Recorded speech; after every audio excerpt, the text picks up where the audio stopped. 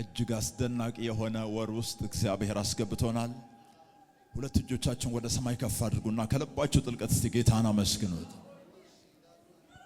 ዛሬ እግዚአብሔር በአንድ ሰው ላይ የመለየትን ምልክት ያኖራል። አመሰግናለሁ በሉት። ሃሌሉያ።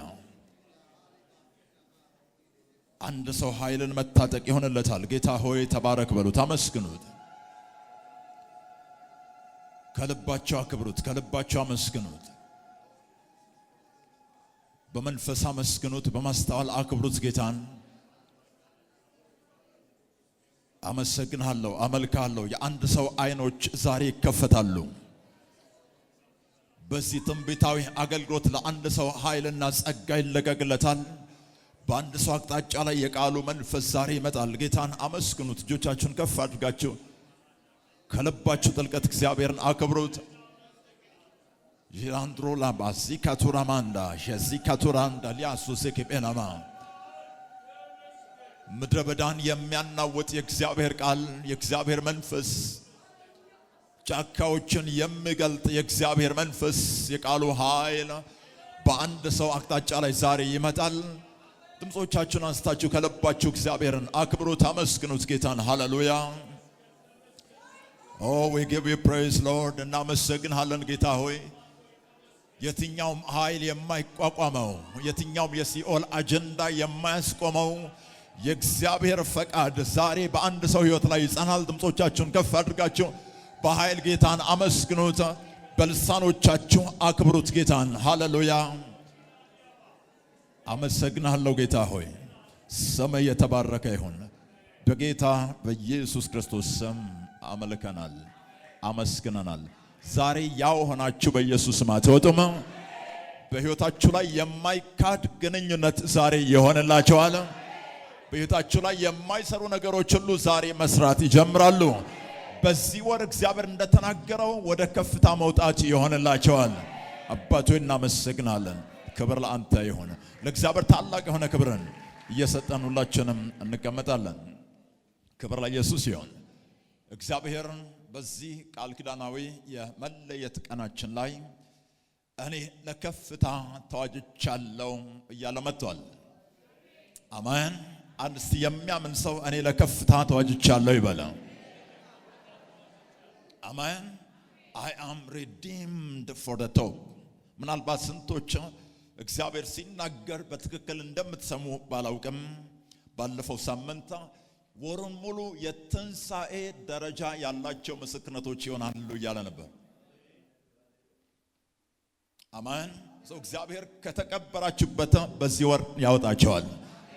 በየትኛውም የሕይወታችሁ አቅጣጫ ከወደቃችሁበት በኢየሱስም መነሳት ይሆንላችኋል። ለአንድ ሰው የደረጃዎች ለውጥ በዚህ ወር ይሆንለታል። ፈጠን እያለን የእግዚአብሔርን ቃል እናያለን። ዛሬ እጅግ በጣም የሚያስገርም ብርሃን መገናኘት ይሆንላችኋል። ማቴዎስ ምዕራፍ 5 ቁጥር 14 የዚህ ወር ዋናው ጥቅሳችን ነው። ማቴዎስ ምዕራፍ 5 ቁጥር 14 እንደዚህ አለ፣ እናንተ የዓለም ብርሃን ናችሁ አለ። እናንተ አለ፣ ስለኛ ነው የሚያወራው። እናንተ የዓለም ብርሃን ናችሁ። ያ ብቻ አይደለም፣ በተራራ ላይ ያለች ከተማን ልትሰወር አይቻላትም አለ። ኢትስ ኢምፖሲብል፣ የማይቻል ነገር ነው አለ። በከፍታ ላይ ያለች ከተማን ልትሰወር አትችልም።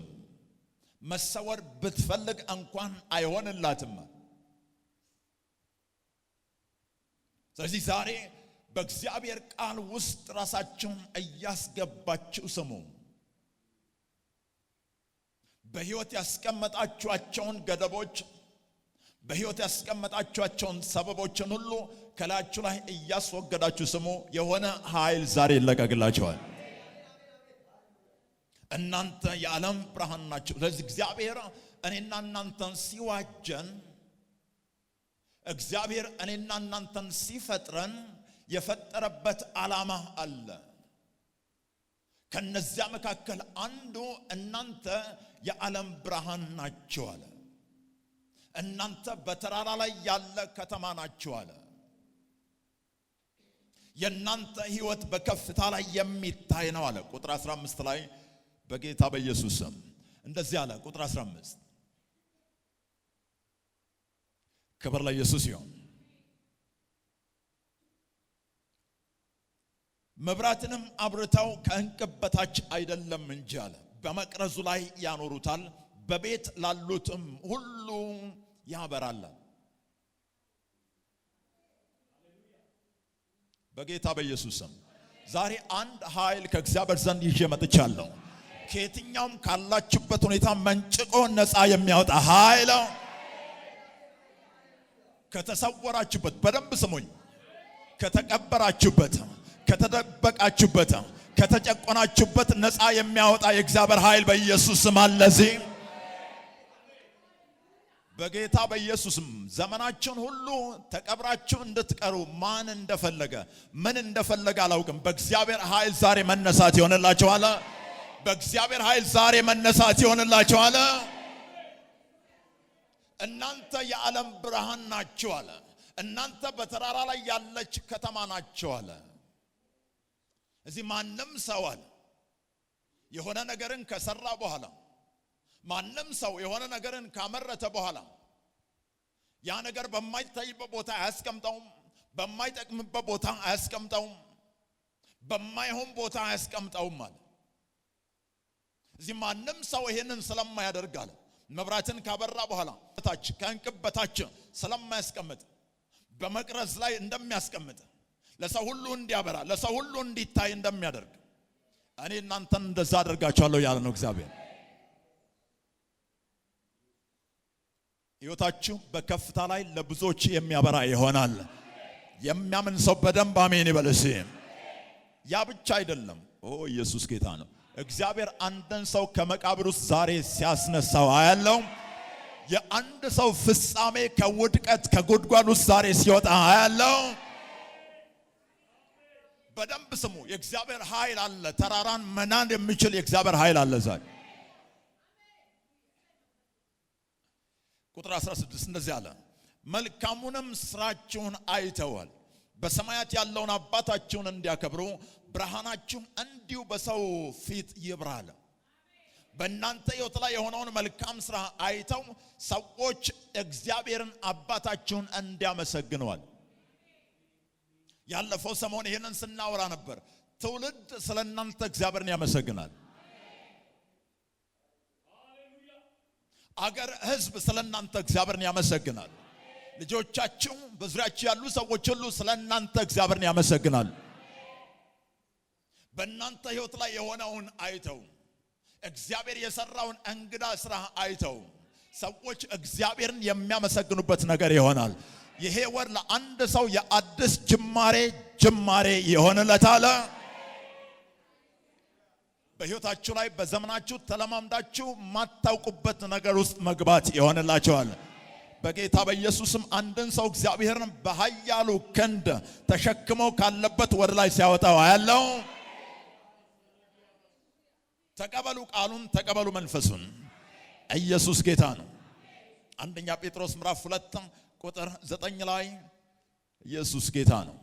እናንተ አለ ከጨለማ ወደሚደነቅ ብርሃኑ የጠራችኋል፣ የእርሱም በጎነት እንድትናገሩ የተመረጠ ትውልድ ናችኋል። የእግዚአብሔር መልካምነት የሚታይባችሁ፣ የእግዚአብሔር በጎነት የሚታይባችሁ፣ የእግዚአብሔር ክብር የሚገለጥባችሁ ያንን እንድትሆኑ መረጣችሁ ትውልድ ናችኋል። ሰዎች የእግዚአብሔርን ሥራ ተመልክተው እግዚአብሔርን ስለኛ ያመሰግናሉ። ማንም ሰው መጽሐፍ ቅዱሳዊ የሆኑ መመሪያዎችን በትጋት መስማት ከቻለ እግዚአብሔር የሚያዘውን በትክክል መፈጸም ከቻለ ሁል ጊዜ የመጨረሻ ውጤቱ ከተፈጥሮ በላይ የሆነ ጥርመሳ ነው። ሁል ጊዜ ዘዳግም ምዕራፍ 28 ከቁጥር 1 እስከ 2 ላይ እንዲህም ይሆናል የአምላክን የእግዚአብሔርን ቃል ብትሰማል ዛሬም ያዘዝኩህን ትእዛዙን ሁሉ ብትጠብቅና ብታደርጋል አምላክ እግዚአብሔር ከምድር አሕዛብ ሁሉ በላይ ከፍ ያደርጋል። የእግዚአብሔርን ትእዛዝ ከሰማ አንድ ሰው የእግዚአብሔርን መመሪያ መፈጸም ከቻለ አንድ ሰው ሁሉ ጊዜ የመጨረሻው ውጤቱ ከተፈጥሮ በላይ የሆነ ጥርመሳ ነው። ኢያሱ ምዕራፍ 1 ቁጥር 8 ላይ የዚህ ሕግ መጽሐፍ ከአፍህ አይለያል፣ ነገር ግን የተጻፈበትን ሁሉ ትጠብቅና ታደርግ ዘንድ በቀንም በሌሊትም አስባል። የዛን ጊዜ መንገድ ይቀናልሃል ይከናወንልሃልም። ስለዚህ ይህንን ላረጋግጥላችሁ ከእግዚአብሔር ጋር የተጓዘ እስቲ አንሰው ከእግዚአብሔር ጋር የተጓዘ ይበል። በቃሉ የሰራ የወደቀ ሰው የለም በሉ።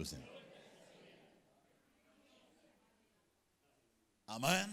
ከእግዚአብሔር ጋር የተጓዘ በቃሉ የሰራ በቃሉ ኦፕሬት ያደረገ በቃሉ የኖረ የወደቀ ሰው አታገኙ።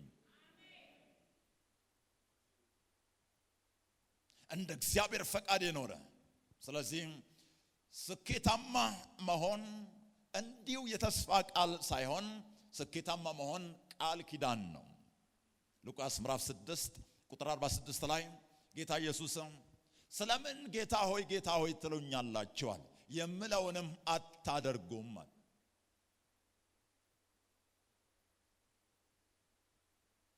ቃል ኪዳን ያ ነው። እንድናደርገው የሚጠበቅ ነገር አለ። ዮሐንስ ወንጌል ምዕራፍ 21 ከቁጥር 5 እስከ 6 ዮሐንስ 21 ከ5 እስከ 6 ላይ ጌታ ኢየሱስ ክርስቶስ ወደ ደቀ መዛሙርቱ መጥቶ እንደዚህ አለ፣ አንዳች የሚበላ ነገር አላችሁን አለ። እነሱም የለንም ብለው መለሱለት አለ። ቁጥር 6 ላይ አሁን እንደዛ ከሆነ አለ ታሪካችሁ እንዲቀየር ሕይወታችሁ እንዲቀየር መረቡን በታንኳይቱ በስተቀኝ በኩል ጣሉት አለ። የምነግራችሁ የማስተምራችሁ ነገር አለ። በእንደዛ መሰረት አከናውኑት ፈጽሙት አለ። የዚያን ጊዜ ታገኛላችሁ አለ። በዚህም ጊዜ ከአሳው ብዛት የተነሳ ሊጎትቱት አቃታቸዋል። በጌታ በኢየሱስ ክርስቶስም ምንም የለም ላላችሁ ሰዎች ከዚህ ወር ጀምሮ ከአቅማችሁ በላይ የሆነ ጥርመሳ ይሆንላችኋል። ያው እግዚአብሔር ነው የምላችሁ። ዛሬ ይሄንን ቃል ስሙ። እንደ እግዚአብሔር ቃል የሚቀበል ሰው ዛሬ ሕይወታችሁ ላይ ምንም አይነት ተግዳሮት ይኖር ዘመናችሁ ሳያልቅ መጎተት የሚያቅታችሁ አይነት ጥርመሳ በሕይወታችሁ ላይ ይሆናል። ይህንን ዘመን የምትረሱበት ጊዜ ይመጣል። የተግዳሮትን ዘመን የምትረሱበት ጊዜ ይመጣል። የችግርን ዘመን የምትረሱበት ጊዜ ይመጣላችኋል። ኢየሱስ ለነሱ የአሳ መትረፍረፍን ማድረግ ከቻለ ለኔና ለናንተ ያው ኢየሱስ ዛሬ በንግዳችን በስራችን በሕይወታችን ላይ መትረፍረፍ ማድረግ ይችላል። ያው ኢየሱስ ነው። አንዳንድ ሰው ስለ መትረፍረፍ ስለ ባለጠግነት ስለ ስኬት ስናወራ ምድራዊነት ይመስለዋል። ተመልከተው ኢየሱስን። እንጀራ እስኪተርፋቸው ያበላቸው ኢየሱስ ነው። መኮተት እስኪያቅታቸው ድረስ ጥርመሳን የሰጣቸው ኢየሱስ ነው። እየታገልክ ቀጥል እየታገልክ ኑር የሚል ኢየሱስ የለም። ለዚህ ነው ቃሌን የምትጠብቅ ከሆነ አለ ያዘዝኩን ሁሉ የምታደርግ ከሆነ አለ ከምድር አሕዛብ ሁሉ በላይ ከፍ ከፍ አደርግሃለሁ አለ። ከፍታን መፈለግ እግዚአብሔራዊ ነው። ብርሃንን መብራትን ካበራ በኋላ ማንም ከስራ ያስቀምጣውማል፣ ከላይ ነው የሚያስቀምጠዋል። ለዚህ ልጆቹን ወደ ላይ ማውጣት የእግዚአብሔር ነው። ጠብቁ። በዚህ ወር የሚያስወነጭፍ ኃይል በኢየሱስም ያገኛቸዋል። በደንብ ስሙ፣ ይግባቸው ይሄ ቃል። ይሄንን መንፈስ ተቀበሉ ዛሬ። ይሄንን ብርሃን ያዙ ዛሬ። ኢየሱስ ጌታን ኢየሱስ ጌታን። ለዚህ ይህንን ባደረጉ ጊዜ በዚህም ጊዜ ያ ማለት ቃል ኪዳን ነው። ዝም ብለህ ጌታ ሆይ አሳ ጥርመሳ አይደለም፣ የምልህን አድርግ፣ ሂድና እርምጃን ውሰድ፣ የተነገረህን ፈጽም። የኛ የሆነውን ድርሻ በሚገባ ስንጫወትም እግዚአብሔርም የራሱን ድርሻ በሚገባ ይወጣል። እግዚአብሔር ቃል ኪዳኑን የማይሽር አምላክ ነው። የሱ ቃል ኪዳን የቀንና የሌሊት ያክል የጸና ነው። ቀን እስካለ ድረስ ሌሊት እስካለ ድረስ የእግዚአብሔር ቃል ኪዳን የጸና ነው። ክብር ለኢየሱስ ይሁን። የኛ ድርሻ ሁለት ገጽታ ነው። የኛ ድርሻ ማለት ይሄን በደንብ ስሙ። የመጀመሪያው የኛ ድርሻ መገለጫ የእምነት መታዘዝ ይባላል። የእምነት መታዘዝ ይባላል። ሁለተኛው የኛ ድርሻ የእምነት እርምጃ ይባላል። የእምነት መታዘዝና የእምነት እርምጃ። የእምነት መታዘዝ የሚባለው ከድምፁ ውስጥ የሚመጣ ነው። ከእግዚአብሔር ድምፅ የሚመጣ ነው። እግዚአብሔር የሆነ ነገርን ሲያዘን ያንን ሰምተን ያንን ተቀብለን ማድረግ የእምነት መታዘዝ ይባላል። የእምነት እርምጃ የሚባለው ደግሞ እግዚአብሔር ምንም አላዘዘንም ይሆናል፣ ግን ከቃሉ ውስጥ የሆነ ብርሃንን አግኝተን የሆነ ነገር ገብቶን እኛ በራሳችን የምንወስደው እርምጃ ነው። ሁለቱም ከተፈጥሮ በላይ የሆነ ተአምራት ያመጣሉ። ከመጽሐፍ ቅዱስ ላይ ጥቂት ምሳሌዎችን አሳያችኋለሁ። ይህንን መኖር ከቻላችሁ ማንም አይዛችሁም፣ ማንም አያስቆማችሁም። አብርሃምና ሰለሞንን እናያለን። አብርሃም ልጁን እንዲሰዋ ከእግዚአብሔር ዘንድ ነው ድምፅ የሰማው፣ መመሪያን የተቀበለው። እዚህ ያንን በእምነት ታዘዘ። ያ የእምነት መታዘዝ ይባላል። ሰለሞን ደግሞ ከእግዚአብሔር ምንም አልሰማም። 1000 የሚቃጠል መስዋዕት ሰዋልኝ የሚል መመሪያ ከእግዚአብሔር አልሰማም። ግን ሰለሞን የገባው ነገር አለ። እግዚአብሔርን ይወድ ነበራል። እዚህ በዛ ብርሃን 1000 የሚቃጠል መስዋዕትን ለእግዚአብሔር አቀረበ። ሁለቱም ማንም ያልደረሰበት ደረጃ ደርሰዋል። የመጀመሪያው የእምነት መታዘዝ ነው። ሁለተኛው የእምነት እርምጃ ነው። ሌላ የምናየው ቃና ዘገሊላ ሰርግ ቤት የተደረገውንና ደም የሚፈሳት ሴት ላይ የሆነውን ነው የምናየው። ቃና ዘገሊላ ላይ ሰርግ ቤት ውስጥ የነበሩን ሰዎች ጌታ ኢየሱስ ክርስቶስ ጋኖችን ውሃ ሙሏቸው አለ። ድምፅ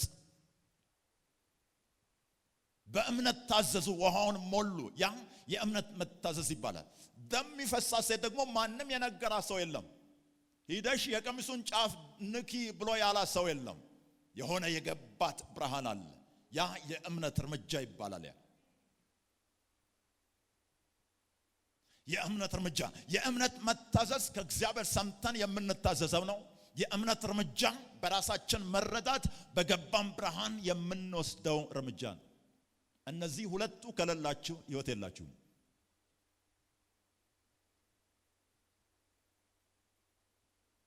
ወይ ድምፅ ወይ ብርሃን፣ ወይ ድምፅ ወይ ብርሃን። በዚህ እየኖራችሁ ካልሆነ እየኖራችሁ አይደለም ገና። ሌላው የምናየው ሁለት መበለቶችን ነው የምናየው። የሰራፕታ መበለት እና 2 ሳንቲም የነበራት መበለት ኢየሱስ ክርስቶስ ያደነቃት። የሰራፕታዋ መበለት ኤልያስ መጥቶ ያለሽን ሁሉ አምጪ፣ ለኔ ያስቀድመሽ አምጪ ብሎ ያለውን ድምፅ ሰምታ ነው በእምነት የታዘዘችው እና የታሪክ ለውጥ ሆነላት። እችኛዋ ደግሞ ኢየሱስ ያደነቃት ያላትን ትዳሯን ሁሉ ሰጠቻል። ማንም አምጪ ያለ ሰው የለም። በራሷ ተነሳስታን ያደረገችው። እዚህ ይሄ ስኬት የሚባለው ጥርመሳ የሚባለው የህይወት ከፍታ የሚባለው ቃል ኪዳን ነው። ከእግዚአብሔር ጋር መጓዝ ነው። የራሳችንን ድርሻ ወይ በእምነት መታዘዝ ወይ በእምነት እርምጃ ስንወጣ እግዚአብሔርም የራሱን ቃል ኪዳን ያጸናዋል። የቀንና የሌሊት ያክል የጸና ቃል ኪዳን ነው። እግዚአብሔር መቼም ቢሆን ቃል ኪዳኑን ሊሽር አይችልም። መዝሙር 89 ቁጥር 34 መዝሙር 89 ቁጥር 34 እግዚአብሔር መቼም ቢሆን የራሱን ቃል ኪዳን ሊሽር አይችልም። ሰዎች ናቸው የእግዚአብሔርን ቃል ኪዳን የሚተላለፉት የሚሽሩት። ሰዎች የእግዚአብሔርን ቃል ኪዳን የሚሽሩ ከሆነ ጥርመሳ የሚባለው ነገር ፈጽሞ የማይቻል ይሆናል። ህይወትም የተዘበራረቀ ይሆናል። መክብብ ምዕራፍ 10 ከቁጥር 5 እስከ 18 ያለውን ሂዳችሁ ማየት ትችላላችሁ። የተወሰነውን ክፍል ብቻ እዚሁ እናያለን። መክብብ 10 ቁጥር 5 መክብብ 15 እነሆ እኔ ያየሁት መልካምና መክብብ 10 ቁጥር 5 ክብር ለኢየሱስ ይሁን። እንደዚህ አለ ከፀሐይ በታች ያየሁት ክፉ ነገር አለ እርሱም ከገዢ የሚወጣ ስተት ነው አለ። እስቲ አንድ ሰው ከገዢ የሚወጣ ስተት ይበል። ተመልከቱ ዛሬ ነገሮች ይገለበጣሉ። በሕያው እግዚአብሔር ፊት ነው የምነግራችሁ። በዚህ ዘመን የሚሆነውን ነገር በጣም አውቃለሁ፣ በጣም አምናለሁ፣ በጽኑ እረዳለሁ። ነገሮች ይገለበጣሉ። ስተት አለ። ያ ስተት ምንድነው ካላችሁ ሰነፍ በታላቅ ማዕረግ ተሾመ፣ ባለጠጎች ግን በተዋረደ ስፍራ ተቀመጡአል። በከፍታ ላይ መቀመጥ ያለባቸው በከፍታ ላይ አልተቀመጡም አለ። በፈረስ ላይ መሄድ ያለባቸው በእግር ይሄዳሉ አለ። የእግዚአብሔር ክብር ሊገለጥባቸው የሚገባ በመቅረዝ አናት ላይ መቀመጥ ያለባቸው በተራራ ጫፍ ላይ መቀመጥ ያለባቸው እነሱ ከስር እየተንከራተቱ ነው አለ። ዛሬ በጌታ በኢየሱስ ማውጃለሁ ነገሮች ሁሉ ይገለበጣሉ። በኢየሱስም የታሪክ ለውጥ ይሆንላቸዋል። አሜን። አሁን ወደ ተራራ አናት ላይ ተወጣላቸዋል። ታች እዚሁ እዛ መዞር መንከራተት በኢየሱስ አበቃ። በጌታ በኢየሱስ መለመን ከሕይወታችሁ ላይ አበቃ። መበደር ከሕይወታችሁ ላይ አበቃ። መንከራተት ከሕይወታችሁ ላይ አበቃ። ዝብርቅርቅ ያለ ሕይወት አለ የተበላሸ ነው አለ። ግን ከዚህ ወር ጀምሮ ይስተካከላል። ለአንድ ማየት ለቻለ ሰው ከዚህ ወር ጀምሮ ይስተካከለለታል። ዝም ብላችሁ መቀበል ነው።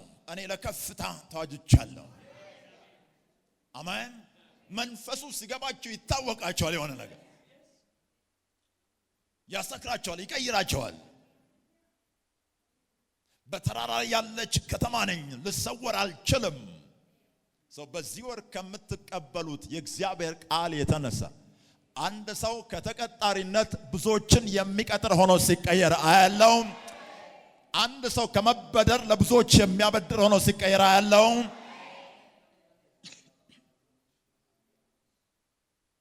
አውቃለሁ ሁሉ ጊዜ መነሳት ኃይል ይፈልጋል።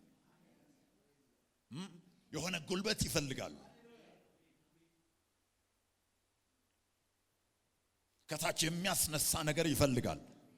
ዛሬ እግዚአብሔር ቃል እየተለቀቀ ሳለ የእግዚአብሔር መንፈስ እየተለቀቀ ሳለ አንድ ሰው ከታች ወደ ላይ መነሳት ይሆንለታል። ወደ ላይ የሚያስነሳ መንፈሳዊ ክሪክ ለአንድ ሰው ዛሬ ተገጥሞለታል። አይቻላትም አለ። የማይቻለውን ሆነን ነው ያለነው። ልትሰወር አይቻላትም አለ። መሰወር አትችልም አለ።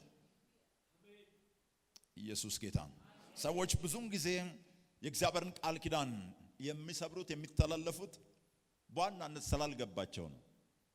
ቃል ኪዳን ማለት ምን ማለት እንደሆነ ስላልገባቸው ነው። ፍጻሜያቸው ያለው እዛ ቃል ኪዳን ውስጥ እንደሆነ ስላልገባቸው ነው። እየጣሱ በተቃራኒ ይሄዳሉ።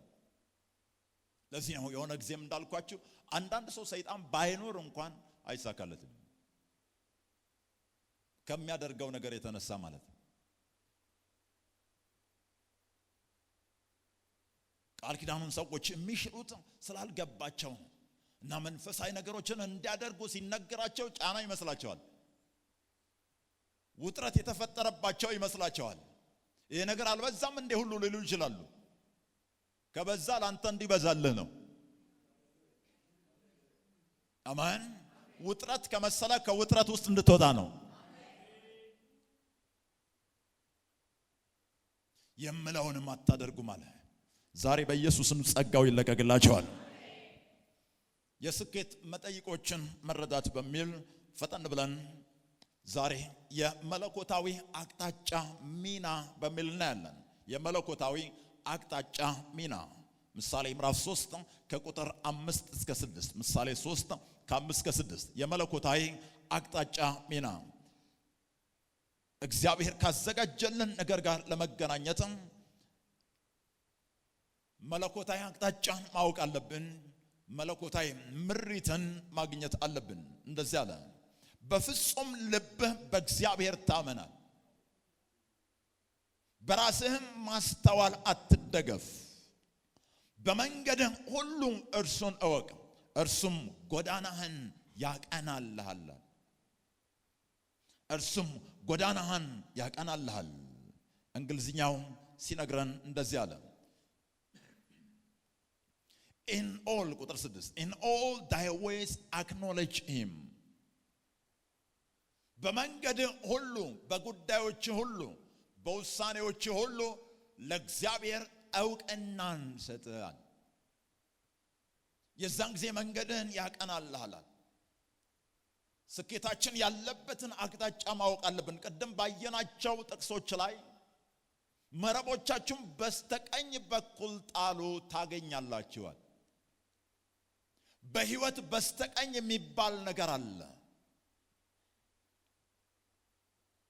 ጥርመሳዎቻችን ያሉበትን ቦታ እግዚአብሔር ያውቃል ከእግዚአብሔር ጋር በመጓዝ ነው ቅድም እንዳልኳችሁ ከእግዚአብሔር ጋር የተጓዘ ሰው የወደቀ አላየንም ጌታን የተከተለ እግዚአብሔር አቅጣጫን አሳይቶ የተንቀሳቀሰ የወደቀን ሰው አላየንም በመንገዳችሁ ሁሉ ለእግዚአብሔር እውቅናን ስጡ የእግዚአብሔርን ፈቃድ ፈልጉ በሁሉም በመታደርጉት ነገር ውስጥ ሰዎች ስላደረጉ አታደርጉም ደስ ስላላችሁ አታደርጉም ከእግዚአብሔር ሰምታችሁ የምታደርጓቸው ነገሮች ለእናንተ ስኬትን ያመጣሉ ምሳሌ ምዕራፍ 16 ቁጥር 25 ላይ ለሰው ቀን የምትመስል መንገድ አለች ፍጻሜዋ መጨረሻዋ ግን ሞት ነው አለ ስለዚህ መለኮታዊ ምሪት ወይ መለኮታዊ አቅጣጫ ሁሉ ጊዜም ወደ ጥርመሳዎች ዓለም የሚያስገባ ነው የተረጋገጠ ነው እግዚአብሔርን ተከትለህ እግዚአብሔርን ሰምተህ እግዚአብሔር መርቶ ባዶህን ልትቀር አትችልም ዘጸአት ምዕራፍ 13 ቁጥር 17 ላይ እስራኤላውያን መጽሐፍ ቅዱስ ሲነግረን እግዚአብሔር የመራቸው እሱ በመረጠው መንገድ ነው እንዲህም ሆነ ፈርዖን ሕዝቡን በለቀቀ ጊዜ ምንም ቅርብ ቢሆን እግዚአብሔር በፍልስጤማውያን ምድር መንገድ አልመራቸውም ምንም ቅርብ ቢሆን እንኳን እዛው አጭር ነው ቅርብ ነው በሚል አይደለም የእግዚአብሔር ፈቃድ በሚል እንጓዛለን በመንገድ ሁሉ ለእርሱ እውቅናን ስጣለ ስለዚህ የምታደርጓቸው ነገሮች ሁሉ ቀደም እንዳልኳቸው ወይ ከመንፈስ ሰምታችሁ አድርጉ አሊያም ከቃሉ ብርሃንን አግኝታችሁ አድርጓቸው ከዛ የተነሳ እስራኤላውያን ተራራ ሲዘልላቸው እናያለን ቀይ ባህር ሲከፈልላቸው እናያለን ለምን እግዚአብሔርን እየተከተሉ ስለሆነ አለት ተሰንጥቆ ውሃ ሲፈልቅላቸው እናያለን ለምን እግዚአብሔርን እየተከተሉ ስለሆነ አንዱ መወሰን ያለባቸው ይሄንን ነው በመንገድ ሁሉ እርሱን እወቅ በመንገድ ሁሉ በመታደርገው ነገር ሁሉ ለእርሱ እውቅናን ስጥ ለእግዚአብሔር እውቅናን ለመስጠት መስራት ይኖርብናል አብርሃም በእግዚአብሔር ተመርቶ ወደ ጥርመሳዎች ዓለም ውስጥ ገብቷል ዘፍጥረት ምዕራፍ 12 ከቁጥር 1 እስከ 4 ዘፍጥረት 12 ከ1 እስከ 4 ታሪኩን ሁላችንም እናውቃለን እግዚአብሔር አብርሃምን ከአባት ቤት ከዘመዶች ካደክበት ከሀገር ተለይተ እኔ ወደማሳይ ምድር ውጣ አለው እግዚአብሔር እኔ ወደማሳይ ምድር ውጣ ከወጣህ በኋላ ታላቅ ህዝብ አደርጋለሁ እኔን ተከትለኝ ከወጣህ በኋላ ታላቅ ህዝብ አደርጋለሁ ዛሬ ልጅ ላይኖር ይችላል ዛሬ ምንም ነገር እጅ ላይ ላይኖር ይችላል መነሻ ካፒታል የምትለው ነገር ላይኖር ይችላል የምትበላው እንጀራ ላይኖር ይችላል የራሴ የምትለው ምንም ነገር ላይኖር ይችላል ግን ዝም ብለህ እኔ ወደማሳይ ምድር ውጣ አለ የዛን ጊዜ ታላቅ ህዝብ አደርጋለሁ እባርካለሁ ስምህንም አከብረዋለሁ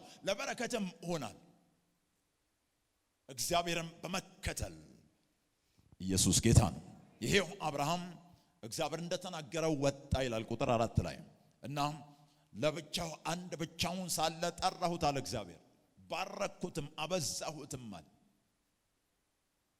አብርሃም ጥርመሳዎች ዓለም ውስጥ የገባው እግዚአብሔርን ተከትሎ ነው ነገሮቻችንን ሁሉ የህይወታችንን ዲፓርትመንቶችን በሙሉ እግዚአብሔርን በመከተል እናድርጋቸው ስራዎቻችን ንግዶቻችን ትምህርቶቻችን ትዳሮቻችን መኖሪያ ስፍራዎቻችንን ሁሉንም ነገር እግዚአብሔርን በመስማት በእግዚአብሔር ምሪት እንንቀሳቀስ ለእያንዳንዱ ሰው የተዘጋጀ የበረከት ስፍራ አለ የአንድ ሰው የበረከት ስፍራ ለሌላ ሰው ደግሞ የርግማን ስፍራ ሁሉ ሊሆን ይችላል። እግዚአብሔርን በመስማት አብርሃም የትውልድ ጥርመሳን ሲቀበል እንመለከታለን። መለኮታዊ አቅጣጫን መሳት ከፍተኛ ዋጋን ያስከፍላል። አስከፊ ነው። ኢሳይያስ ምዕራፍ 30 ከቁጥር 1 እስከ 3 ኢሳይያስ 30 ከ1 እስከ 3 የእግዚአብሔርን ምሪት መሳት አደገኛ የሆነ ዋጋ ያስከፍላል። ለአመፀኞች ልጆች ወዮላቸዋል። ከኔ ዘንድ ያልሆነን ምክር ይመክራሉ፣ ኃጢአትንም በኃጢአት ላይ ጨምሩ ዘንድ ከመንፈሴ ያልሆነውን ቃል ኪዳን ያደርጋሉ። ከኔ ያልሆነውን ውል ይገባሉ። ከኔ ያልሆነውን ስምምነት ያደርጋሉ። ከኔ ያልሆነውን ኮንትራት ይፈራረማሉ። ከዚያም የተነሳ ቁጥር 2 ክብር ለኢየሱስ ይሁን። ከአፌም ነገርን ሳይጠይቁ በፈርዖን ኃይል ይጸኑ ዘንድ በግብጽም ጥላ ይታመኑ ዘንድ አለ። ወደ ግብጽ እንዲወርዱ ይሄዳሉ አለ። ከኔ ምክር ውጪ ይንቀሳቀሳሉ አለ። ከኔ ምሪት ውጪ ይንቀሳቀሳሉ አለ። ከኔ ምሪት ውጪ ስፍራን ይቀይራሉ፣ መስሪያ ቤት የተለያየ ነገር ያደርጋሉ አለ። ለዚህ ነው ለእግዚአብሔር ዕውቅናን መስጠት ያለብን። ስለዚህ የፈርዖን ኃይል እፍረት፣ በግብጽም ጥላ መታመን ስድብ ይሆንባቸዋል። መጨረሻ ላይ ያፍራሉ፣ ይወድቃሉ። በኢየሱስም እንዲህ አይሆንባቸውም። እግዚአብሔርን ለመስማት ጆሮቻቸው የተከፈቱ ሆነዋል። የእግዚአብሔር መንገድ ለማየት አይኖቻቸው የተከፈቱ ሆነዋል። መለኮታዊ ምሪት፣ መለኮታዊ አቅጣጫ በየትኛውም ጊዜ በየትኛውም ሁኔታ ውስጥ የከበረ ሀብት ነው። አሜን። ነገሮች በሙሉ ተቃራኒ ቢመስሉ በዙሪያችሁ ላይ እግዚአብሔርን ዝም ብላችሁ ተከተሉ። በሙሉ ምድረ በዳ ቢመስልም እግዚአብሔርን ዝም ብላችሁ ተከተሉ።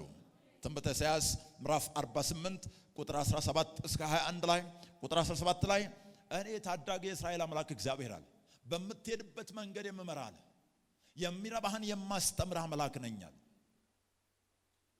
በመንገድ እመራሃለሁ፣ የሚረባህን አስተምርሃለሁ። ከዛም የተነሳ አለ ቁጥር 21 ላይ በምድረ በዳ በኩል በመራቸው ጊዜ አልተጠሙም አለ። አለቱን ሰነጠቀ፣ ውሃውን ፈሰሳል። በየትኛውም በኩል እግዚአብሔር ቢመራቸው ሕይወታችሁ በጥርመሳ የተሞላ ይሆናል። ውሃውን አንድም ቀን ክብር ለኢየሱስ ይሁን። ሁሉ ጊዜ ያስገርመኛል እንዲህ አይነት ዘመን እንደሚመጣ ማምናለሁ። አሜን። አንድም ቀን ለ40 ዓመታት ያክል አንድም ሰው ያጣው ነገር የለም። አንድም ቀን ውሃ አልተቋረጠም። አንድም ቀን የሚበሉት መና አልተቋረጠም። አንድም ቀን ጤናቸው ችግር አልገጠመውም። አንድም ቀን ነው የምላችሁ። አንድም ቀን ለ40 ዓመታት ያክል እግዚአብሔር መከተል የትም ቦታ ቢሆን በማንኛውም ዘመን ቢሆን የከበረ ሀብት ነው፣ የተረጋገጠ ውጤት ያለው ነው። እዚህ እግዚአብሔር ሲመራን እግዚአብሔርን ስንከተል ምሕረቱና ቸርነቱ እኛን ይከተለናል። መዝሙር 23 ከቁጥር 1 እስከ 6 ላይ መዝሙር 23 ከ1 እስከ 6 ቁጥር 1 ነው ዋናው ቁልፍ ያለው። እግዚአብሔር እረኛዬ ነው የሚያሳጣኝም የለም። እግዚአብሔር እረኛ፣ እስቲ አንድ ሰው እግዚአብሔር እረኛዬ ነው ይበል። በቃ እግዚአብሔር ምንድነው? እረኛዬ ነው። ከዛ የተነሳ ቀጥሎ ያሉ ነገሮች ሁሉ ይሆናሉ። በለመለመ መስክ ያሳድረኛል፣ በእረፍቱ ዘንድ ይመራኛል። ተመልከቱ፣ ያ ነው ህይወት ማለት። በሞት ጥላ መካከል ቢሄድ አንተ ከኔ ጋር ነህ፣ ክፉን አልፈራም፣ ክፉ አይነካኝም ማለት። በጠላቶቼ ፊት ለፊት ጽዋዬ የተረፈ ነው፣ ገበታዬ ሙሉ ነው። መጨረሻ ላይ የእግዚአብሔር ምሕረት የእግዚአብሔር ቸርነት ይከተሉኛል። ለዚህ ቁጥር 1ን ሚስ አድርገው ብዙ ሰው ከቁጥር 2 ጀምሮ ያለውን ነው የሚጸልየው። ቁጥር 1ን አግኙ፣ ሌላ ሁሉ ይከተላቸዋል። አሜን። የእግዚአብሔር እረኝነት ስር ሆኑ። በእግዚአብሔር እረኝነት ስር መሆን ደግሞ እግዚአብሔር እረኛዬ ነው ብሎ ማለት አይደለም። የእግዚአብሔር እረኝነት ውስጥ ሆም ብሎ ኮንሺየስ ለመግባት ነው። ጌታ ሆይ አንተን እከተልሃለሁ፣ ከዚህ በኋላ በሁሉ ነገሬ ካንተ ስር ሆናለሁ። ቃል መግባት፣ ቃል ኪዳን መግባት ነው። እግዚአብሔር ሲመራን ከሚሆኑ ነገሮች መካከል ጥቂቶችን ፈጠን ብዬ ላሳያችሁ። እግዚአብሔር ሲመራን ምን ይሆናል ካላችሁ፣ እግዚአብሔር ሲመራን በመንገዳችን ያሉ ተግዳሮቶችን ለማስወገድ እግዚአብሔር ከፍታችን ይወጣል። እግዚአብሔር ሲመራን በመንገዳችን ብዙ ተግዳሮቶች አሉ። በእስራኤላውያን መንገድ ላይ ተግዳሮቶች ነበሩ። ቀይ ባህር ነበረ፣ ተራራ ነበረ። እግዚአብሔር ግን ከፍታቸው ስለነበረ ያንን እንቅፋት ያስወግድላቸው ነበር። ትንቢተ ኢሳይያስ ምዕራፍ 45 ከቁጥር 1 እስከ 3 ኢሳይያስ 45 ከ1 እስከ 3 ቀኝ እጁን ላይ ያስኩት ለቂሮስ አለ እግዚአብሔር እኔ በፊትህ እሄዳለሁ አለ፣ ተራሮችንም ትክክል አደርጋለሁ። እግዚአብሔር ሲመራን ከመንገዳችን ላይ እንቅፋቶችን ለማስወገድ ከፍታችን ይወጣል። እዚህ የትኛውም ሁኔታና ሰው አያስቆማችሁም። ስሙ፣ በጣም ኮንፊደንት ሆናችሁ እርግጠኛ ሆናችሁ ተጓዙ። እግዚአብሔርን ስትከተሉ አይቻልም አይሆንም የሚባል ነገር የለም። አሸንፈህ ትመለሳለህ። እግዚአብሔር ሲመራን ምንድነው የሚሆነው? ሌላ እግዚአብሔር ሲመራን ያ በእግዚአብሔር የተመራው ሰው ማንም የማያስቆመው ስብዕና ሆኖ ይቀየራል። ማንም የማያስቆመው ስብዕና ሆኖ ይቀየራል። ኢያሱ ምዕራፍ 1 ከቁጥር 6 እስከ 9 ማየት ትችላላችሁ። ከቁጥር 6 እስከ 9 እግዚአብሔር ኢያሱ እንደዚህ አለ፣ በሕይወት ዘመን ሁሉ አለ ማንም አይቋቋምህም አለ። ማንም አይቋቋምህም። በሕይወት ዘመን ሁሉ ማንም አይቋቋምህም። በኢየሱስ ይሄ የአንድ ሰው ምስክርነት ይሆናል። በዘመናችሁ ማንም ሰው አይቋቋማችሁም። እግዚአብሔር ሲመራን እግዚአብሔር ለሚመራው ሰው ይሰራለታል። ለሚመራው ሰው ይሰራለታል። አንደኛ ተሰሎንቄ ምዕራፍ 5 ቁጥር 24 አንደኛ ተሰሎንቄ 5:24 የሚጠራችሁ የታመነ ነውና እርሱም ያደርገዋል። እርሱም ያደርገዋል፣ ይሰራዋል፣ ይፈጽመዋል። የሚጠራችሁ የመራችሁ አቅጣጫን ያሳያችሁ እሱ ታማኝ ነውና አለ። እግዚአብሔር ሲመራን ምንድነው የሚሆንልን? እግዚአብሔር ሲመራን እግዚአብሔር ከሚመራው ሰው ጋር አብሮ ይሰራል። ለብቻችሁ አትሆኑም። ምንም ይሁን እግዚአብሔር የመራችሁ ነገር ምንም ይሁን ለብቻችሁ አትታገሉም። ዛሬ ብዙዎች ንግድ ስራቸውን የተለያየ ነገርን ለብቻቸው ይታገሉበታል። የእግዚአብሔር እጅ ደግሞ ሲኖር ክብር ለኢየሱስ ይሁን። አሜን። እናንተ አንድን ሰው ለመጨበጥ እጃችሁን ስትዘረጉ የእግዚአብሔር እጅ በእናንተ እጅ ላይ ካለ ያ ሰው በእናንተ ላይ የትኛውን ክፉ ቢያስብ በዛ ሰዓት ይቀልጣል ማለት ነው። ሰላም እያላችሁት ያለው በራሳችሁ እጅ አይደለም፣ የእግዚአብሔር እጅ በእናንተ እጅ ላይ አለ። መጽሐፍ ቅዱስ ላይ ታሪኩን የምታስታውሱ ከሆነ የእግዚአብሔር ሰው ኤልሳ ወደ ንጉሱ መጣና እንደዚህ አለ፣ እጅን አምጣል። ኤልሳ እጁን በንጉሱ እጅ ላይ ያደረገ ይላል መጽሐፍ ቅዱስ። ከዛ በኋላ ቀስቱን ወርውር አለ። አሜን። ሰው እግዚአብሔር እጁን በእኛ እጅ ላይ ያደርጋል። ለዚህ ነው ማርቆስ ምዕራፍ 16 ቁጥር 20 ላይ መጽሐፍ ቅዱስ ይነግራን፣ እነሱም ወጥተው በየስፍራው ሁሉ ሰበኩዋል፣ ጌታም ከነርሱ ጋር ይሰራ ነበር ይላል። እነሱም ወጥተው በየስፍራው ሁሉ ነገዱ። እነሱም ወጥተው በየስፍራው ሁሉ ሰሩ። እግዚአብሔር በጠራቸው አቅጣጫ፣ እግዚአብሔር በመራቸው አቅጣጫ ሁሉ ለስብከት ብቻ አይደለም፣ ለቤተ ክርስቲያን አገልግሎት ብቻ አይደለም፣ ለሁሉም የህይወታችን አቅጣጫዎች እግዚአብሔር ከሚመራው ሰው ጋር አብሮ ይሰራል። ይሄ ምስክርነታችሁ ይሆናል። የእግዚአብሔር መገኘት ሁሉ ጊዜ ልዩነትን ያመጣል። እግዚአብሔር ካለበት ሁሌም ልዩነት አለ። እግዚአብሔር ሲመራን ምንድነው የሚሆነው? እግዚአብሔር ከመራን እግዚአብሔር ከሚመራው በሚመራው ሰው ውስጥ ይሰራል። እግዚአብሔር ከሚመራው ሰው ጋር አብሮ ይሰራል፣ በሚመራው ሰው ውስጥ አብሮ ይሰራል። ፊልጵስዩስ ምዕራፍ 2 ቁጥር 13 ፊልጵስዩስ 2:13 ስለ በጎ ፈቃዱ መፈለግንም ማድረግንም በእናንተ የሚሰራ እርሱ ነው አለ። መፈለግንም ማድረግንም በእናንተ የሚሰራ ሰው እግዚአብሔር በእናንተ ሆኖ ይሰራል። በእግዚአብሔር የምትመሩ ሲሆን ክብር ለኢየሱስ ይሁን።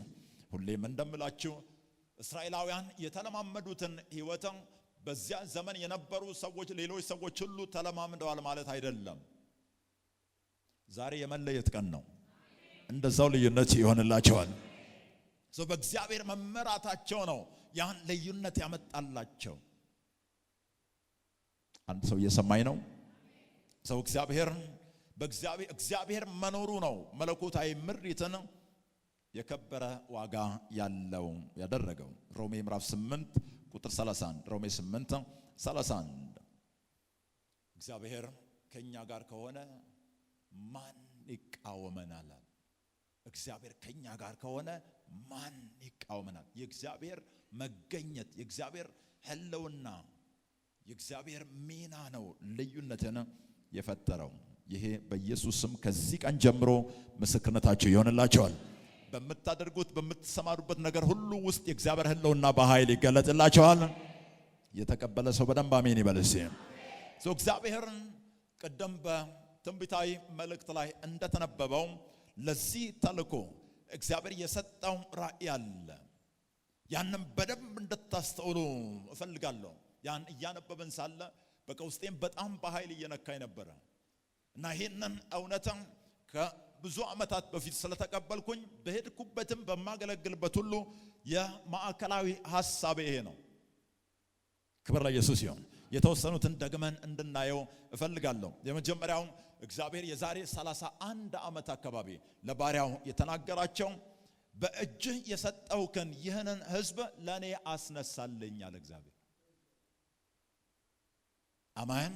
በእጅህ የሰጠውከን ይህን ሕዝብ ላንተ በአደራ ሰጥቻለሁ። ስለዚህ ለኔ አስነሳ raise me this people ይህን ሕዝብ አስነሳልኝ፣ ታላቅ አድርገው፣ ልዩነትን የሚፈጥር አድርጋ ስራው አለ እግዚአብሔር። ለዛ ነው ትምህርቶቻችን ሁሉ የሆነ ነገርን የሚገነቡ ናቸው። አሜን። እየተገነባ ያለው ሰው ምን ያክል ይረዳል? ዛሬ እንድትረዱ ፈልጌ ነው ይሄንን የምለው። የዛሬ 31 ዓመት እግዚአብሔር ለባሪያው የሰጣቸው ተልእኮ ነው። ይሄንን ነው ሁላችንም እያደረግን ያለ ነው። ምናልባት አዲስ ለመጣ ሰው እንዲሁ መደበኛ የቸርች ፕሮግራም ላይ መስለው ይችላል። ስልጠና ውስጥ ነው ያለው ወይ ሊል ይችላል አንድ ሰው። አንድ ጊዜ አንድ ቦታ ስልጠና እየሰጠሁኝ ነበር ቸርች ውስጥ ማለት ነው። እና አንድ እህት ነበረች። ይሄንን እኮ እኛ መስሪያ ቤት ውስጥም እኛ እኮ እንዲህ አይነት ስልጠና እንሰጣለን አለች። መጽሐፍ ቅዱስ መሆኑም አላወቀችም። መጽሐፍ ቅዱስ በሙሉ የስልጠና መጽሐፍ ነው። የህይወት ጉዳዮችን የያዘ ነው። አሜን። ክብር ለኢየሱስ ይሁን። ክብር ለኢየሱስ ይሁን። በእጅ የሰጠውህን ይህን ሕዝብ ለኔ አስነሳልኝ። ሌላኛው በጣም ያስገርማል። ደማቅ ብርሃን ወደ ውስጣቸው አስገባ። put brighter light። ለዚህ ነው ከዚህ ቸርች የወጣ ሰው ንግግሩ ሌላ ነው። አሜን። እዚሁ ሰልጥኖ ተምሮ የወጣ ሰው ውጪ ስታወራ እንደማንም ሰው አታወራም። የሆነ ደማቅ የሆነ ብርሃን ገብቶብሃል። የምትናገረው በገባህ አይነት ነው፣ በተረዳኸው አይነት ነው። እሺ፣ ታላቅ የሆነ ህይወት አካፍላቸው። ኢምፓርት ግሬተር ላይፍ። የእግዚአብሔር ቃል ሲለቀቅ የምትካፈሉት ህይወት አለ። ታላቅ የሆነ ህይወት፣ ልዩነትን የሚፈጥር ህይወት በኢየሱስ ስም አውቃለሁ። መንፈሴ እንዴት እየሆነ እንዳለ ልነግራችሁ አልችልም። በዚህ ወር ይሄንን ህይወት መካፈል ይሆንላችኋል። ወደ ላይ የሚያስወነጭፍ ህይወትን መካፈል ይሆንላችኋል። ሄደ እንቅልፍ ልተኛ አትችልም። ይሄንን ሰምተህ ሄደ እንደ ቀድሞ ዝም ብለህ እጅና እግርህን አጣጥፈ ጌታ ያውቃል እያልክ አትቀመጥም። የብዙ ሰው ህይወት ያ ነው። ስምህን ጌታ ያውቃል ብለህ ብትቀይርም አይ ዶንት ኖ። አሜን። ቃል ኪዳን ነው ብለናል ከመግቢያው ጀምሮ። የምታደርገው ነገር አለ፣ የምትወስደው ኃላፊነት አለ። ሰው ህይወትን ከተካፈልከ ያ ህይወት ባንተ ላይ የሚገለጥ ይሆናል። ከዛስ ወደ ፍጻሜያቸው ልቀቃቸው። ሪሊዝ them። ልክ ወታደር አሰልጥነው ወደ ጦር ሜዳ እንደሚላክ ማለት ነው። እዚሁ ኃይልን ተቀብላ እዚሁ ብርሃንን ተቀብላ እግዚአብሔር በጠራህ አቅጣጫ እግዚአብሔር በመራህ አቅጣጫ ሁሉ በኃይል ትሄዳለህ ማለት ነው።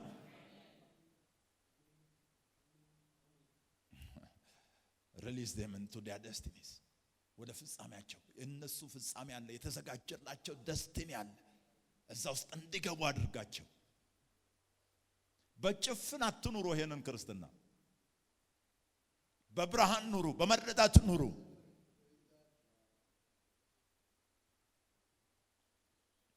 ቀጣዩ እምቅ አቅማቸውን አነሳሳል። ፕሮቮክ ዲያ ፖቴንሻልስ። ፖቴንሻል አለ። እያንዳንዱ ሰው ውስጥ ያለ ጉልበት አለ። እያንዳንዱ ሰው ውስጥ የታጨቀ የተቀመጠ ነገር አለ። ያንን አነሳሳል። ክብር ለኢየሱስ ይሁን። ስንቶች አሁን ዛሬ ከመጣችበት ከመጀመሪያው ጀምሮ ለከፍታ ተዋጅታችኋል ሲባል የሆነ ነገር እየተቀሰቀሰ ነው ያለው። አሜን። በቃ የሆነ ነገር ይነሳሳል ውስጣችሁ ላይ። ያ እንዳይሞት ታደርጋላችሁ። ክብር ለኢየሱስ ይሁን። ለላቀ ውጤት ችሎታቸውን አስፋ። enlarge their capacity for excellence። ለልቀት ለልዩነት አቅማቸውን አሳድግ አጎልብተው። ችሎታ አላቸው፣ ካፓሲቲ አላቸው ለኤክሰለንስ፣ ለልቀት፣ ለልዩነት። ክብር ለኢየሱስ ይሁን። ባለፈው ሳምንት የነበረው ኮንፈረንስ ላይ ብዙ ሰዎች እዚህ መጥተው ተገርመው እየተናገሩ ነበረ። እና አንዱ በዚህ ተልኮ ውስጥ የሚሰራው ልቀት ነው፣ ኤክሰለንስ ነው። አሜን። ልዩነት አለ። የእግዚአብሔርም ሰው የዛን ጊዜ መጣው ሳውዝ አፍሪካ እንኳን እኛ ቸርች ውስጥ እንዲህ አይነት ኦርጋናይዜሽን አለ ወይ ብዬ ራሴ መጠየቅ ጀመርኩኛል። አሜን። በቃ ኦርጋናይዝድ ነው። አንድ ሰው ሌላ ሀገር የሚኖር ሰው እንደዚህ አለ፣ ይሄ ቸርች ኮምፒውተራይዝድ ይመስለኛል። ቸርቹ ራሱ ማለት አሜን። በቃ የሆነ ነገር እንዲሁ ስትነካው የሚንቀሳቀስ አይነት ይመስላል።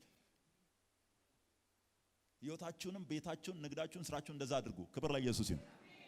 ወዲያኛው ሳምንት ላይ ስልጠና ይኖረናል፣ እነግራችኋለሁ ቀንም በኋላ። ግን እንዲህ ልበላችሁ፣ አንድ ሰው ከቻይና ሀገር፣ ቻይናዎች ናቸው፣ ትልቅ ካምፓኒ ነው እና ትልቅ ፕሮጀክት ይዘው መጡ አንድ ከተማ ኢትዮጵያ ውስጥ ማለት ነው። እና የኛ ቸርች ሰው አገኙ። ካገኙ በኋላ ኮንትራቱን ከመፈራረማችን በፊት ቢሮውን ማየት እንፈልጋለን አሉ። ቢሮ መጥቶ ሲያዩ በቃ ወረቀት ተዘብራርጓል፣ ካንተ ጋር ልንሰራ አንችልም አሉ። ፕሮጀክታችንንም እንደዚህ ነው የምታዘበራርቀው፣ ካንተ ጋር ልንሰራ አንችልም። ልቀት አለ በተለያየ አቅጣጫ ላይ። እግዚአብሔር የልቀት አምላክ ነው። ደረጃ ሊኖረው ይችላል። ምናልባት ምንም አልጀመርንም ይሆናል፣ መጨረሻችን አይደለም። ግን ካላችሁበት ጀምሩ እስቲ።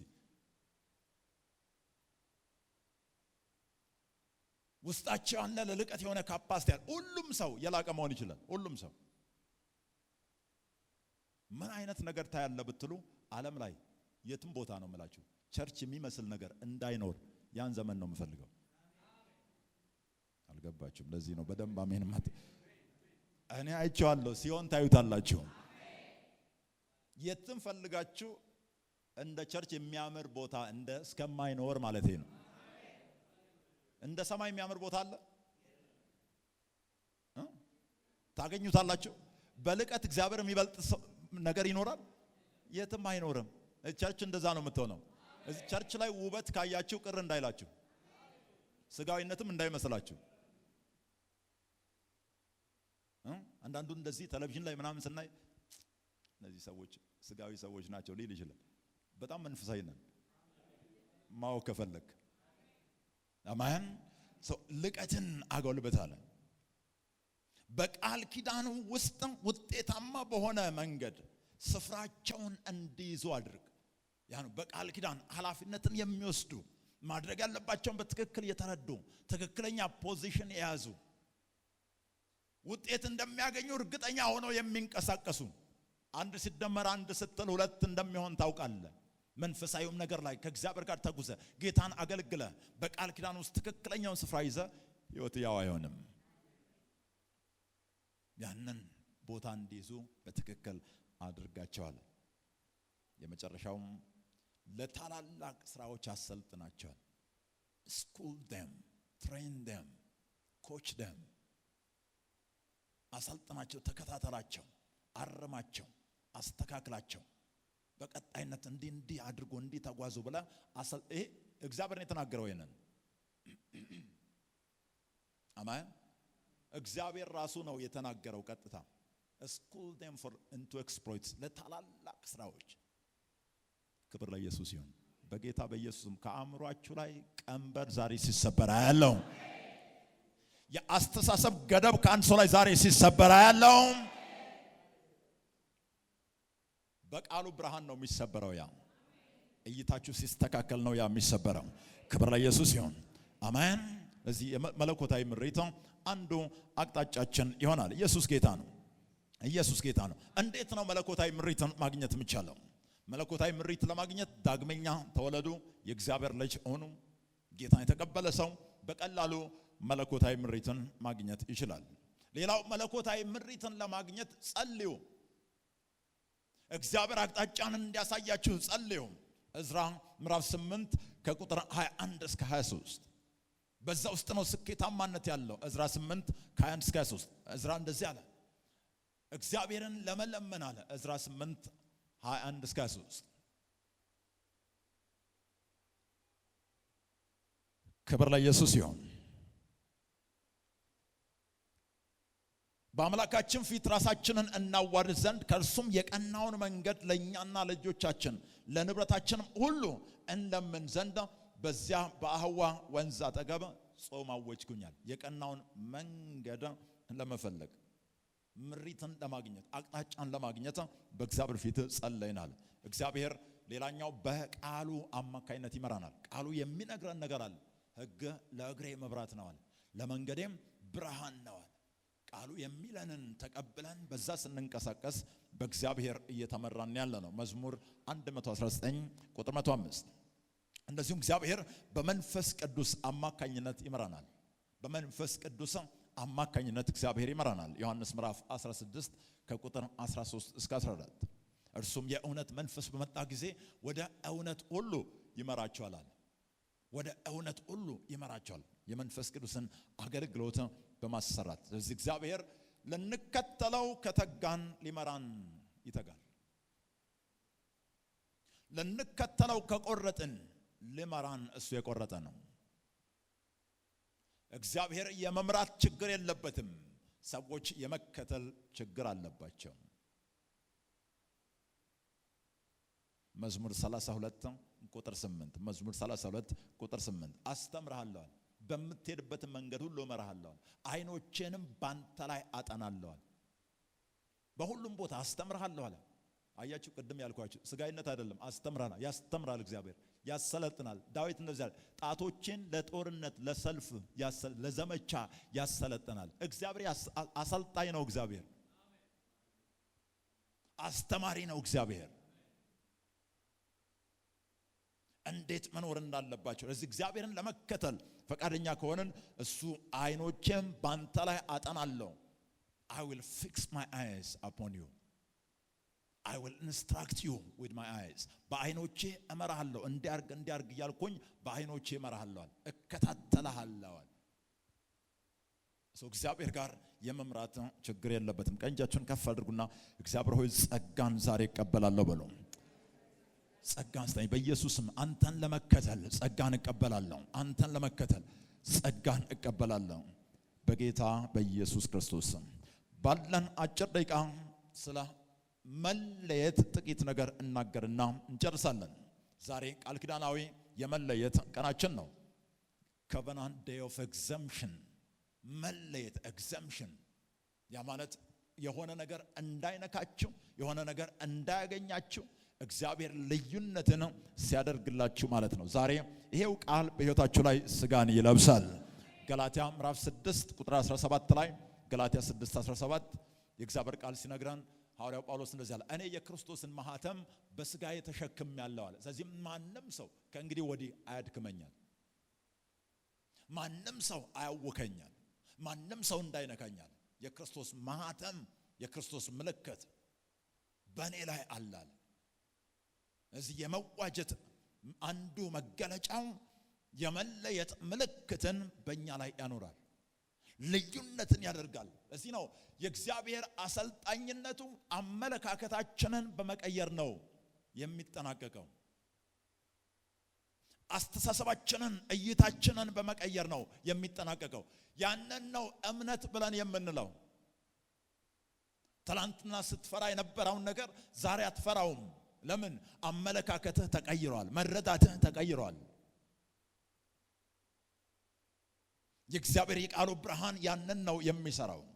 ሰው መለየት ብለን ስንል በእግዚአብሔር ቃል ኪዳን በዙሪያችን ያለው ዓለም የሚሰቃየውን ስቃይ እኛ እንድንሰቃይ አልተፈቀደልንም።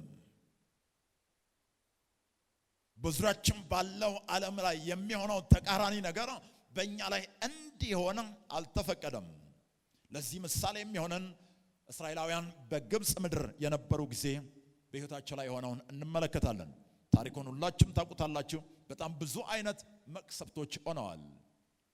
የዝንብ መንጋ ነበረ፣ የከብቶች ሞት ነበረ፣ በረዶ ነበረ፣ ጨለማ ነበረ፣ ድንገተኛ ሞቶች ነበሩ። ግን እግዚአብሔር ከዛ ሁሉ እስራኤላውያንን ለይቷቸዋል።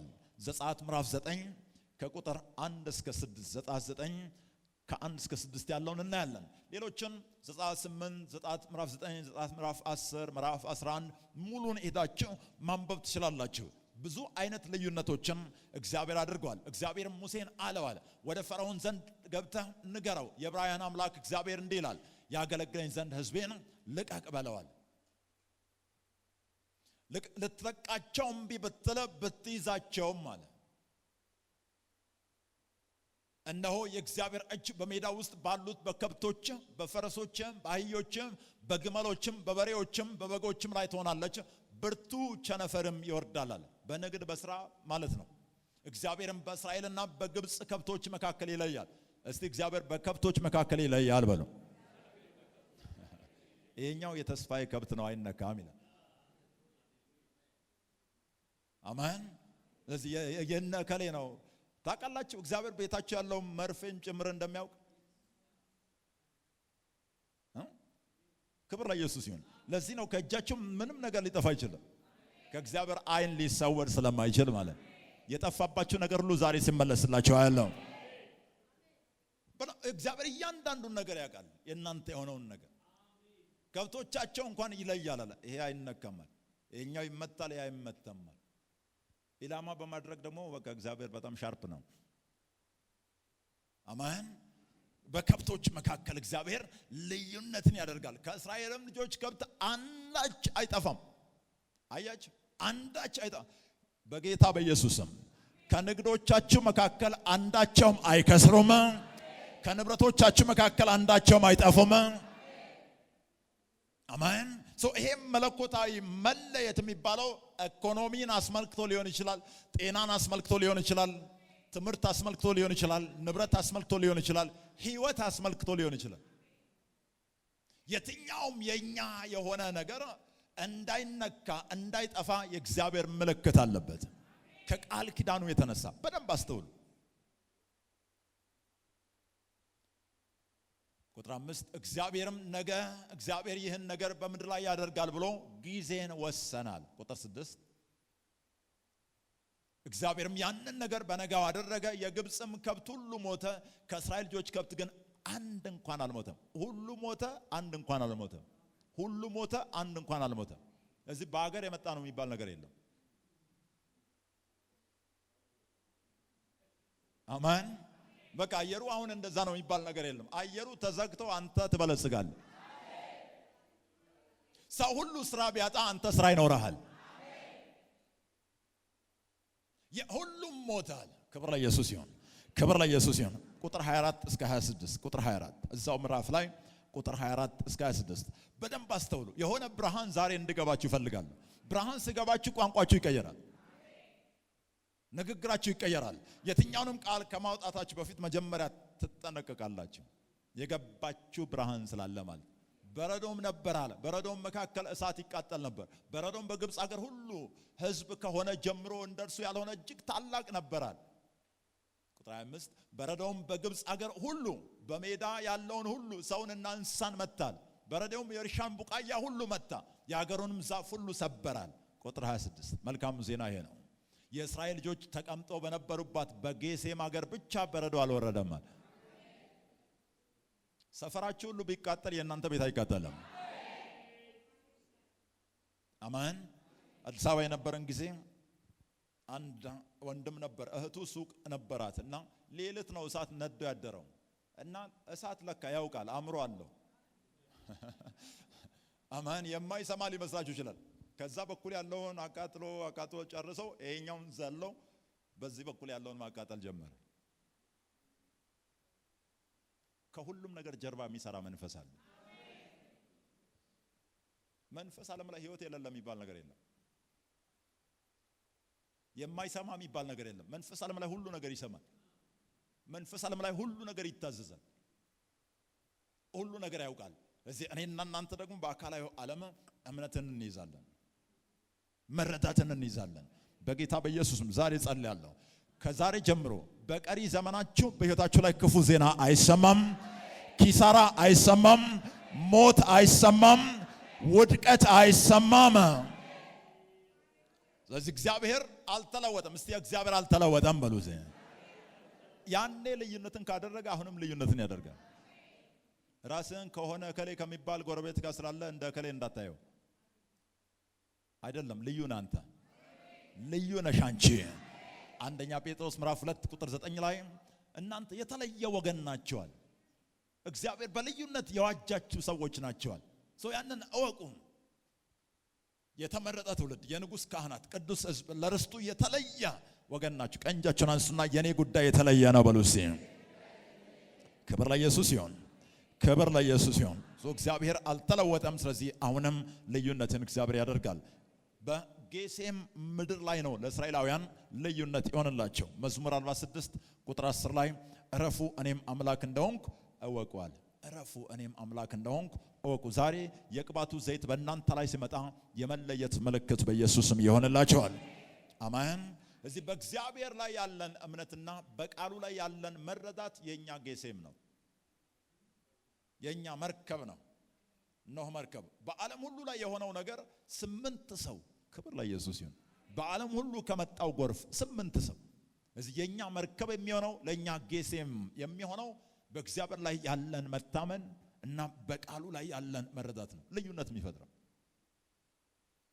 በእግዚአብሔር ላይ ታመኑ፣ የቃሉ መረዳት ይኑራችሁ። ክብር ለኢየሱስ ይሁን። አሜን። የእግዚአብሔር ባሪያ በላኩት መልእክት ላይ በጣም እያስገረመኝ ነበር። የመሬት ስበት ኃይል ግራቪቲ ምንም ያክል ጠንካራ ቢሆን ወፎች ለመብረር ስለሆነ የተፈጠሩት ይበራሉ። አሜን። አሳ ማዕበሉ ምንም ያክል ቢሆን አሳ አይ ማዕበሉ እስኪበርድ ድረስ ትንሽ ውጪ ልቆይ አይልም። የተፈጠረው ለዛ ስለሆነ እኔና እናንተም የተፈጠርነው ለልዩነት ነው። ክብር ለኢየሱስ ይሁን። እስቲ ነገ አያሰጋኝም በሉ። ምክንያቱም በሉ ነገን የሚያውቅ አምላክ ከኔ ጋር አለ በሉ። አሜን። ልዩነትን የሚያደርግ አምላክ ከኛ ጋር አለ። እንደዚሁም የቃል ኪዳን ሕዝብ በአስቸጋሪ ጊዜ ለማበብ ተወስነዋል። በአስቸጋሪ ጊዜ አሁን ብዙ አማኞችንም ጨምሮ ይሄ ዘመን በጣም እያስፈራቸው ነው፣ እያሰጋቸው ነው። የኑሮ ሁኔታ ብዙ ነገር እያሳሰባቸው ነው፣ የቃል ኪዳን ሕዝብ መሆናቸውን ስላልተረዱ። ግን መጽሐፍ ሲነግረን መዝሙር 33 ከቁጥር 18 እስከ 19 ላይ እግዚአብሔር በምህረቱ የሚታመኑትናል። የእግዚአብሔር አይኖች ወደሚፈሩት ናቸው፣ በምህረቱም ወደሚታመኑ ናቸዋል። ቁጥር 19 ነፍሳቸውን ከሞት ያድን ዘንድ አንድ ሰው አሜን ይበል። በረሃብም ጊዜ ይመግባቸው ዘንድ በረሃብ ጊዜ ይበላሉዋል። አሁንም እስራኤላውያንን ተመልሰን ስንመለከት በግብጽ ምድር ላይ አደገኛ የሆነ ረሃብ ነበረ። ሰዎች ራሳቸውን እየሸጡ ከብቶቻቸውን ሁሉ ጨርሰው በነበሩበት ሰዓት ላይ እስራኤላውያን ገነም በግብጽ ምድር ላይ ረቡ፣ በዙ፣ ሰፉ ይላል። ዘፍጥረት ምዕራፍ 47 ቁጥር 15 እና ቁጥር 27። ዘፍጥረት 47 15 እና 27። ይሄንን መረዳት መያዝ ያስፈልገናል። ኢየሱስ ጌታ ነው። ኢየሱስ ጌታ ነው። ብሩም በግብጽ ምድርና በከነዓን ምድር አለቀ አለ። የግብጽ ሰዎችም ሁሉ ወደ ዮሴፍ መጡ እንዲህ አሉ፣ እንጀራ ስጠን፣ ስለምን በፊት እንሞታለን? ብሩ አልቆብናል አሉ። በዚህ አይነት ሁኔታ ቁጥር 27 ላይ ይሄን በጣም በእምነት ተቀበሉ። ክብር ለኢየሱስ ይሁን። እስራኤልም በግብጽ ምድር በጌሴም ሀገር ተቀመጣል፣ ገዟትማል፣ ረቡም እጅግም በዟል። በዛው ዘመን ራሳችሁን እንደማንም ሰው እንዳታዩ እግዚአብሔር ልዩነትን ያደርግላችኋል። ሰዎች ያላቸውን ሲሸጡ እናንተ መግዛት ይሆንላችኋል። በጌታ በኢየሱስም ሰዎች እየቀነሱ በሚመጡበት ጊዜ ላይ እናንተ እየበዛችሁ ትመጣላችሁ። ሰዎች እየወደቁ በሚመጡበት ዘመን ላይ ለእናንተ ልዩነት ይሆንላችኋል። ለዚህ ነው ለእናንተ ግን አለ ስሜን ለምትፈሩ አለ የጽድቅ ፀሐይ ትወጣላችኋለች። ለእናንተ ድቅድቅ ጨለማ አሕዛብን ሁሉ ቢሸፍን በእናንተ ላይ ግን የእግዚአብሔር ብርሃን ይወጣል። እግዚአብሔር ልዩነትን ያደርጋል። እንደገና ቀኝ እጃችሁን አንሱና እግዚአብሔር የልዩነት አምላክ ነው በሉ እስቲ። አሜን። ስለዚህ ይሄን ልዩነት ለመደሰት በክርስቶስ ኢየሱስ ያለንን የልዩነትን ብርሃን ማግኘት አለብን። በቃ ክርስቶስ ኢየሱስ ልዩነትን ያደርጋል። የተለየ ወገን ናቸዋል፣ የተለየ ህዝብ ናቸዋል። ብርሃንን መያዝ አለብን። 10,000 በቀኝ በወድቃል በግራም ቢወድቃል ወደ አንተ ግን ማይልም አይቀርብም። የሆነ ቦታ ላይ የሆነ ነገር ስለሆነ እየመጣ ይሁን ነገ እኔ ጋር ይደርሳሉ ከነገ ወዲያ ይደርሳሉ እያልክ የምትጠብቅ ሆነ ከጠበቅክማ ይመጣሉ። የምትጠብቀው ነገር መምጣቱ አይቀርም። ግን እንደማይመጣ ካመንክ እዛው ይቆማል። የብዙ ሰዎች እምነታቸው ከፍርሃት ጋር የተቀላቀለ ነው። ለዛ ነው የማይሰራው። ሌላው የመለየትን ኪዳን በህይወታችን ላይ ለመለማመድ የመለየትን አስተሳሰብ መገንባት አለብን። የመለየትን ኤግዘምፕሽን ሜንታሊቲ የመለየት አእምሮ አስተሳሰብ እርግጠኝነትን ውስጣችን ላይ መገንባት ይኖርብናል። ምሳሌ ምዕራፍ 23 ቁጥር 7 ሰው በልቡ እንዳሰበ እንደዚያው ነው አለ። ሰው በልቡ እንዳሰበ እንደዚያው ነው። ሌላው የእግዚአብሔርን ፍቅር በህይወታችሁ ላይ ሕያው አድርጉ። በእግዚአብሔር ፍቅር ተመላለሱ። የዛን ጊዜ ነገር ሁሉ ለበጎ ይሰራላችኋል። ሮሜ 8:28 ነገር ሁሉ ተሰብስቦ ለበጎ ይሰራላችኋል። ኢየሱስ ጌታ ነው። ክብር ለኢየሱስ ይሁን። መዝሙር 105 ከቁጥር 13 እስከ 15 ላይ መዝሙር 105 ከ13 እስከ 15 ከህዝብ ወደ ህዝብ አለፈዋል፣ ከመንግስትም ወደ ሌላ መንግስት አለፈዋል። የቀባቸውን አዳስሷል። በነቢያቴም ላይ ክፉ አታድርጉ ብሎ ሰው ግፍ ያደርግባቸው ዘንድ አልፈቀደም አለ። ስለነሱም ነገስታትን ገሰጸ ይላል። ሁላችንም በእግሮቻችን እንነሳለን። ስንቶች ይህን ምልክት ለመቀበል ዛሬ ተዘጋጅታችኋል? እጆቻችሁን ከፍ አድርጉና በእግዚአብሔር ፊት መለየትን አውጁ። ይህንን ብርሃን አውጁ። መቼም ቢሆን የትኛውም አይነት ዘመን ቢመጣ በእኔ ላይ የጨለማ ኃይል አይሰራም እያላችሁ አውጁ በላያችሁ ላይ። እንደዚሁም ለከፍታ መዋጀታችሁን አስመልክቶ ያለውን ብርሃን በእግዚአብሔር ፊት ተናገሩ። ሃሌሉያ።